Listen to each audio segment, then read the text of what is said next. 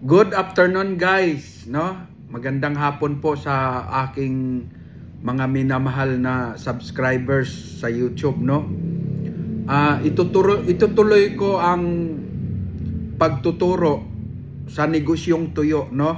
Kasi nasabi ko naman sa aking video sa part 1 video na umaabot ng 65 ang aking mga tauhan sa pagtitinda ng tuyo, no? Dati ako lang mag-isa. Ako lang mag-isa nagtitinda ng tuyo. Padjak ang gamit ko. Hanggang sa umabot ng 35 yung padjak ko. Padjak. Tapos umabot naman sa 18 yung motor ko na panglako ng tuyo. No? Dati padjak lang nung dumami na yung mga tao ko guys.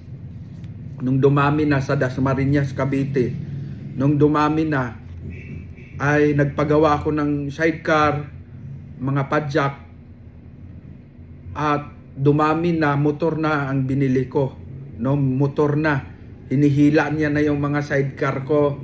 Hinihila niya na yung bawat sidecar, may mga driver yon, sikat-sikat, padjak. No? Hinihila na sa mga subdivision, iniiwan. Bawat motor maghila ng tatlong sidecar, padjak, tapos iiwan doon sa may subdivision, no? Ganun ang aking style. Iiwan, maraming subdivision kasi sa Cavite. Diyan ako nag-umpisa ng tuyo eh. So, ginagawa ko, parami ng parami. Umaabot ng 65 yung tao ko. Nasa 12 yung repacker ko kasi ang ginagawa ko guys, nire-repack ko 20-20. Halimbawa, ang kuha ng tuyo ay 60. Ang binta ko noon 1818, no? 1818, 20-20 ang 20-20. So 160 ang binta ko sa 1 kilo. So napakaganda ng negosyong tuyo dahil higit doble ang tubo eh. Doble ang tubo guys sa pagninegosyo ng tuyo. Isa pa ay hindi siya agad-agad nasisira, no? Hindi siya habol sa oras. At pangalawa, yung pagtuyo, attract siya sa mga tao, lalo na yung mga dumadaan. Mahirap, masarap, mapapatakam ka sa tuyo eh. Kasi ang tuyo, kahit partneran lang ng Lucky Me yan o pakbit gulay, masarap na ang kain, no? So ganun ang strategy ko. Nagpaparami ako ng motor kasi nung nag-start ako ng magtuyo, kumikita ako ng 5,000. Bumibenta ako ng 5,000, 6,000 isang araw, no? 5,000, 6,000 bumibenta ako. Ang kapital ko lang diyan nasa 2,000 lang. Kaya halos ang tubo ko ay 3,000 mahigit hanggang 4,000 ang aking tubo, no? So ganon. So naisip ko kasi napakaraming subdivision, gawa kaya ako ng sidecar pa, tapos kukuha ako ng tindiro.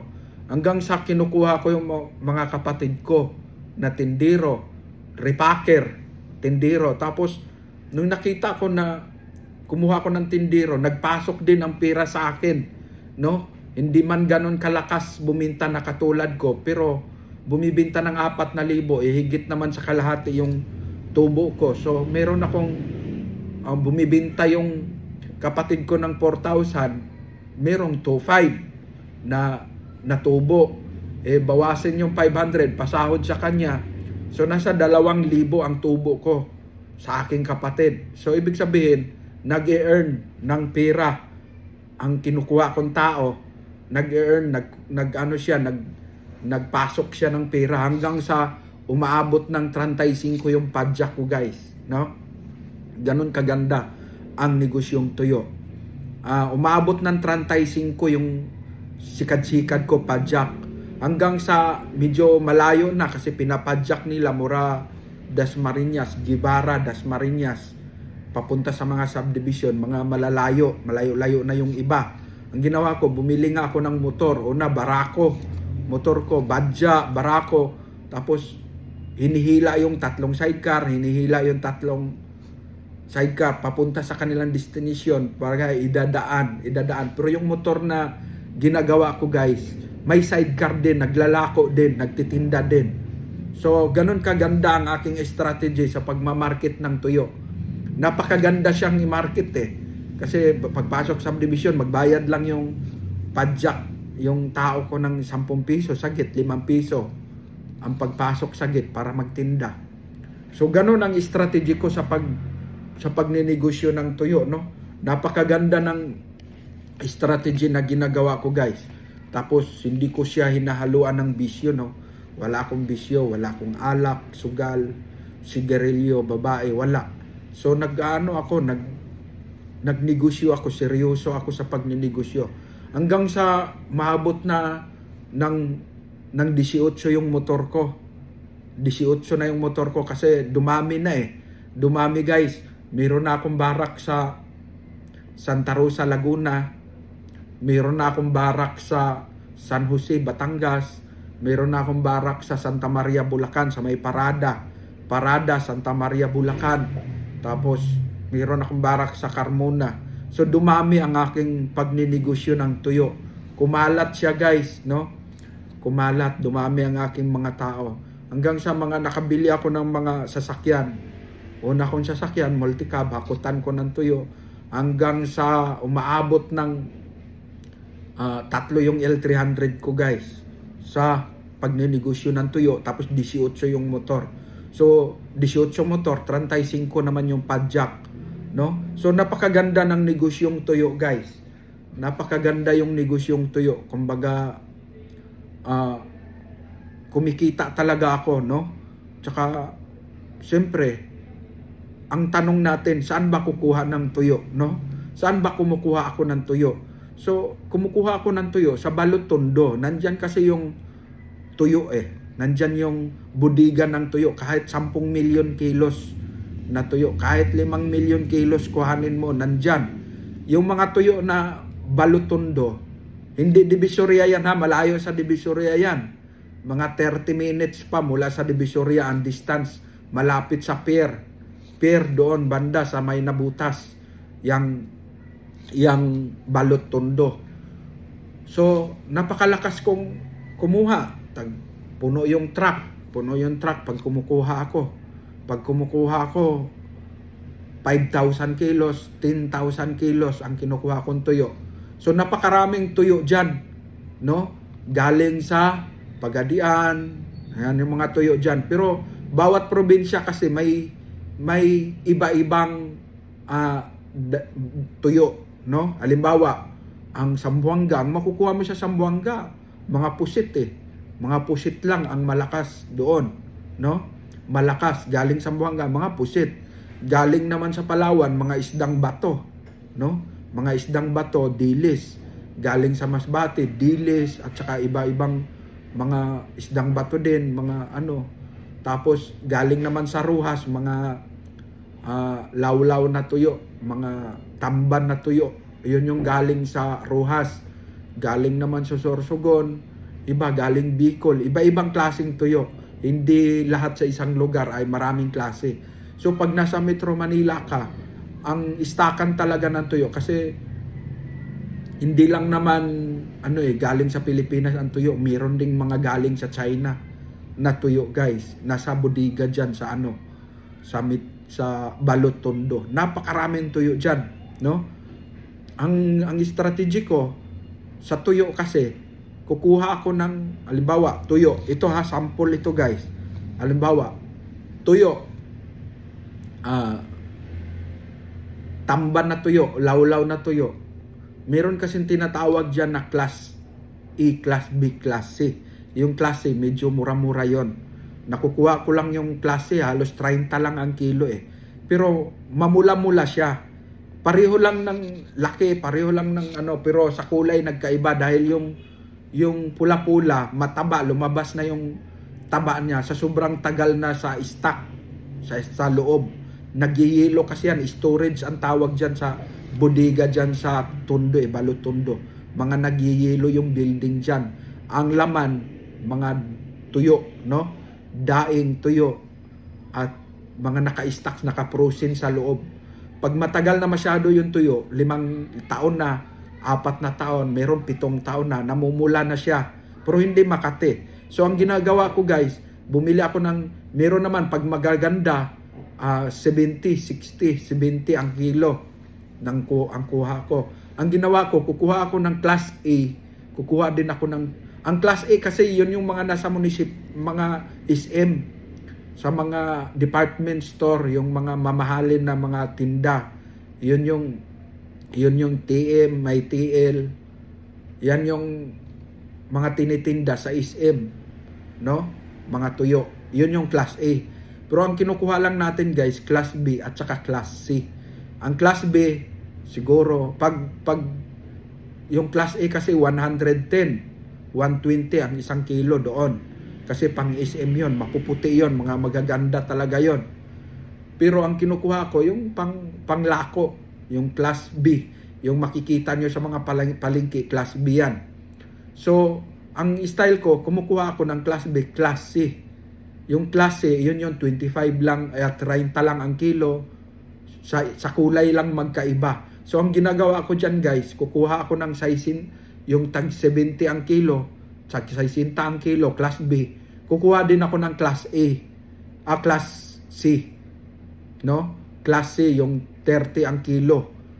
Pinaghalo ko yan guys, imimix ko yan, ibabalot ko yan, repack 20-20. Lalabas 60. So, napakaganda ng tubo ng tuyo. Hindi makati yun, hindi makati yung, kahit pula-pula na siya, taba lang ng tuyo yun, lumalabas sa kanya. Kaya nagbago yung kulay niya. Pero hindi po sira, hindi rin makati. Kaya inihalo ko siya doon sa Class B na tuyo na tag 70 ang kilo. Ang binta ko, 180, 160 ang kilo. So nakita nyo kung gaano kalaki. Ang tubo ko sa isang kilo ng tuyo ay 100 pesos. Ganon guys ang strategy ko. So, iyon. Saan ako kumukuha ng tuyo? Sa Masbate. Sa Masbate, dinadala dyan sa Balutondo.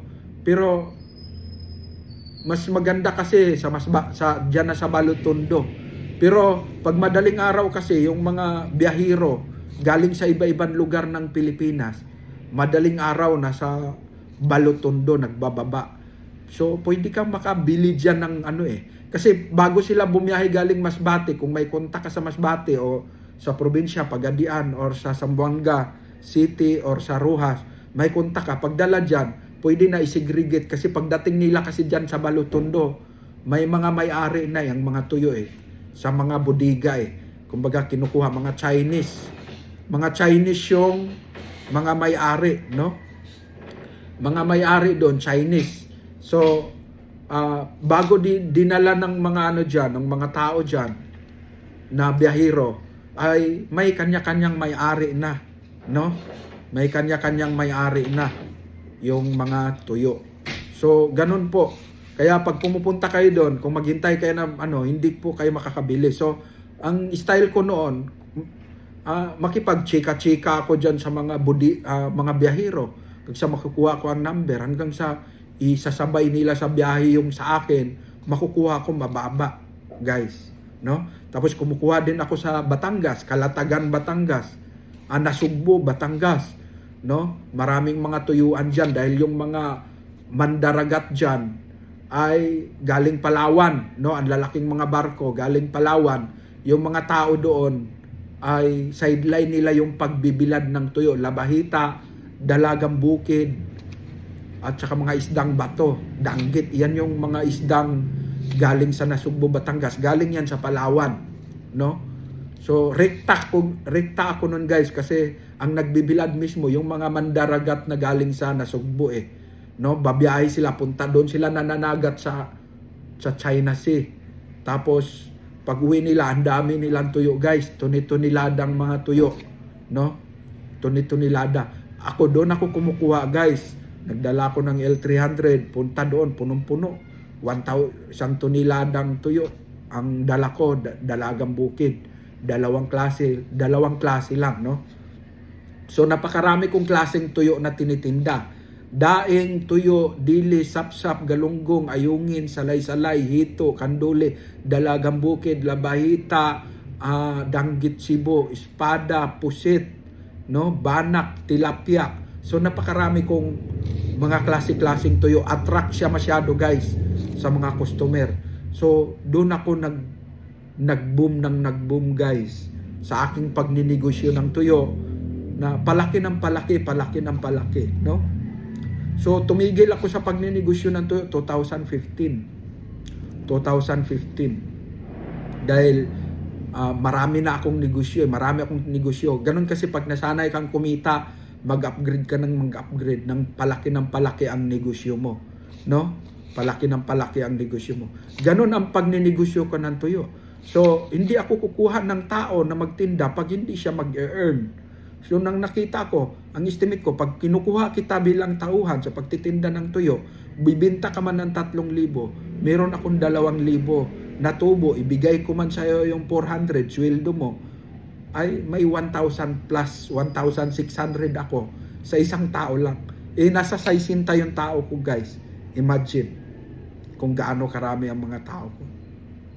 So, ganun ang ginagawa ko, strategy sa pagtitinda ko ng tuyo, no?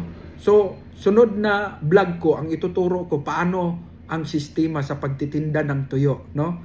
Pagtitinda, kasi meron kayong dapat malaman Sa part 3 na yun guys, itong diniscuss ko ngayon, part 2. Saan ako kumukuha ng tuyo, no? Saan ako kumukuha ng tuyo? Part 2 ito, kasi may part 1 ako kahapon, may part 2 ngayon. Ito, diniscuss ko kung saan kumuha ng tuyo. Sunod, part 3, yung in details naman sa pagtitinda, pagtitimbang, gaano karami ang ititimbang, at ano ang babantayan mo sa tuyo na hindi ka malulugi. Ituturo ko siya sa inyo guys, ano ba ang gagamiting timbangan, ano ba ang plastic, saan ba dapat magtitinda, ganon. Pagdadala ng tao, ituro ko yan guys sa part 3 ng aking vlog sa negosyong tuyo. Salamat sa inyong pagsusubaybay. Sana nagustuhan ninyo guys. Napakaganda ng negosyong tuyo. Wala kang lugi. Doble, triple ang tubo guys. No? Naituro ko na sa inyo ang strategy, no? So, bukas sa susunod, ituro ko ang 3, no? Part 3 sa aking pagbablog sa negosyong tuyo. So marami akong negosyong ituturo. Sa tuyo lang muna tayo ngayon. Part 1, part 2, tapos may part 3 pa. Thank you very much. Salamat sa inyong panonood. Ito ang Jupiter's TV na nagsasabing, Tili, bye-bye.